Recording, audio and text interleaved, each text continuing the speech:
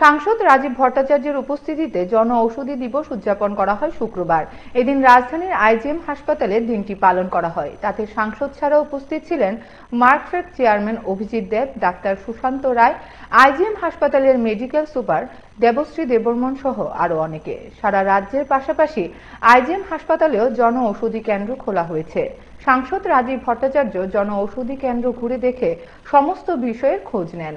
জন ঔষধি কেন্দ্রের সহজ মূল্যে ওষুধ পেয়ে সাধারণ মানুষ উপকৃত হবে বলে জানান রাজীব ভট্টাচার্য। 2014 সালে দেশের যশস্বী প্রধানমন্ত্রী নরেন্দ্র মোদীজি আগেও ছিল, কিন্তু পরে উনি সিদ্ধান্ত নিলেন যে না, এই জন ঔষধিটা যাতে যারা গরিব অংশের মানুষ, দুস্থ মানুষ রয়েছেন, তারা যাতে সহজ মূল্যে ওষুধ ক্রয় করতে পারেন, তার জন্য বিশেষ করে এই জন ঔষধি কেন্দ্রের কথা উনি উল্লেখ করেছেন।